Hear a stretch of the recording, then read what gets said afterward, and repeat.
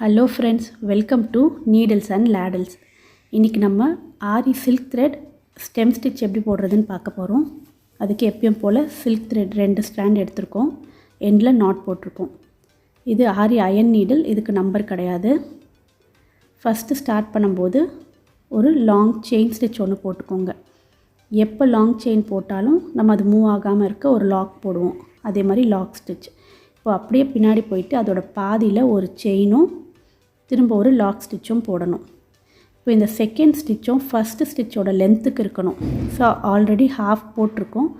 மீதி ஹாஃப் அளவுக்கு இதை கீழே இறக்கி இப்போ அது திரும்ப ஒரு லாங் செயின் ஸ்டிச் ஆயிடுச்சு. திரும்ப ஒரு லாக்.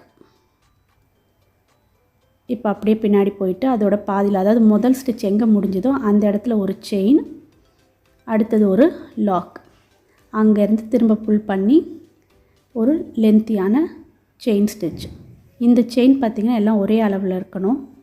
அதுக்கு அடுத்தது ஒரு லாக்கு.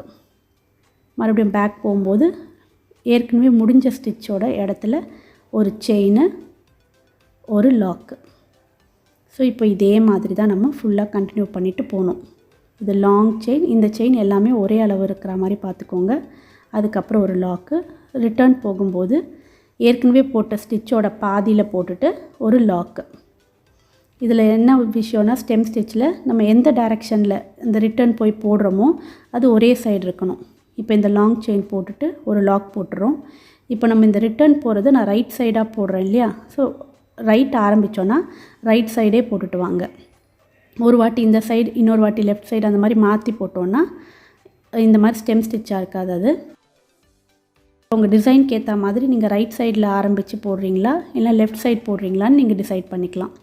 இப்போ நம்ம இது ஸ்ட்ரெயிட் லைனில் போட்டிருக்கோம். இது நீங்கள் எந்த ஷேப்பில் வேணாலும் யூஸ் பண்ணலாம். அவுட்லைன் மாதிரி யூஸ் பண்ணிக்கலாம். செயின் ஸ்டிச்சுக்கு பதில் கூட. செயின் தின்னாக இருக்குது, அதை விட திக்காக வேணும்னு நினச்சிங்கன்னா இந்த ஸ்டெம் ஸ்டிச்சு யூஸ் பண்ணிக்கலாம். நம்ம ஏற்கனவே இதே ஸ்டெம் ஸ்டிச்சு ஜர்தோசியில் போட்டிருக்கோம். அந்த டுட்டோரியல் லிங்க் வேணால் நான் டிஸ்கிரிப்ஷனில் கொடுக்குறேன், பார்க்காதவங்க செக் பண்ணிக்கோங்க. இப்போ நம்ம ஜர்தோசி யூஸ் பண்ண வேண்டாம், வெறும் சில்க் த்ரெட்டில் போடணும் அப்படின்னா இந்த சில்க் த்ரெட் இதை யூஸ் பண்ணிக்கலாம். ஸோ இப்போ நம்ம முடிக்க போகிறோம். முடிக்கும்போது இந்த லென்த்தி ஸ்டிச்சு லாங் ஸ்டிச்சோடு முடிஞ்சிருச்சு. இது போட்டுட்டு நீங்கள் எண்ட் நாட் போட்டுக்கலாம். அப்படி இல்லைன்னா லாக் போட்டுட்டும் எண்ட் நாட் போட்டுக்கலாம். ஸோ இது ஆரியில் சில்க் த்ரெட்டில் நம்ம ஸ்டெம் ஸ்டிச் போட்டிருக்கோம். இதே இது நார்மல் நீடல் யூஸ் பண்ணியும் போடலாம். எக்ஸாக்டாக இதே மாதிரி வராது, ஆனால் ஸ்டெம் ஸ்டிச் அது. இதுக்கு நான் 4 ஸ்ட்ராண்ட்ஸ் எடுத்திருக்கேன் நூல்.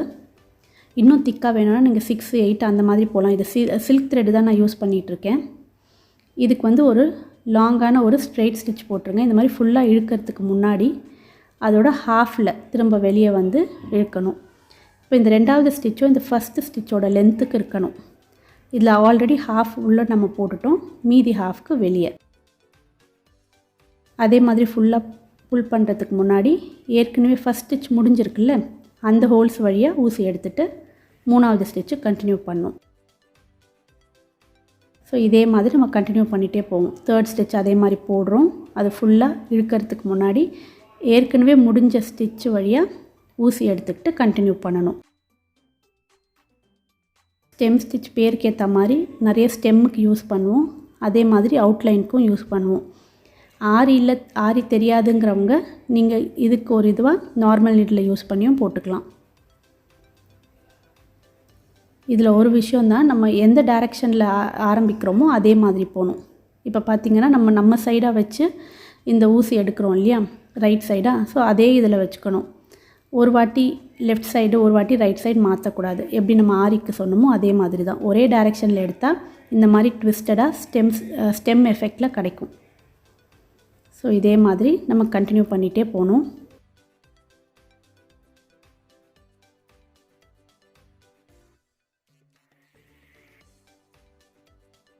இப்போ நான் இதை கொஞ்சம் ஸ்பீட் இது பண்ணிடுறேன்.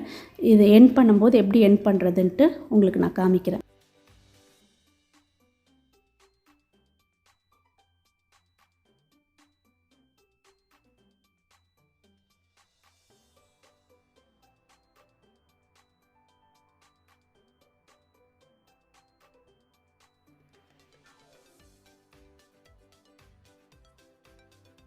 ஸோ இப்போ நம்ம முடிக்க போகிறோம், எண்டுக்கு வந்தாச்சு. ஸோ இதே மாதிரி தான் கண்டினியூ பண்ணிகிட்டே வரோம்.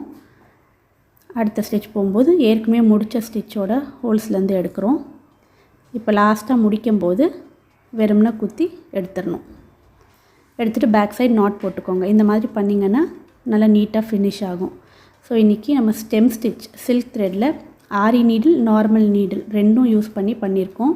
உங்களுக்கு இந்த டுட்டோரியல் யூஸ்ஃபுல்லாக இருந்திருக்கும்னு நினைக்கிறேன். யூஸ்ஃபுல்லாக இருந்ததுன்னா லைக் பண்ணுங்கள், ஷேர் பண்ணுங்கள், கமெண்ட் பண்ணுங்கள். சேனலுக்கு மறக்காமல் சப்ஸ்கிரைப் பண்ணிக்கோங்க. தேங்க்யூ.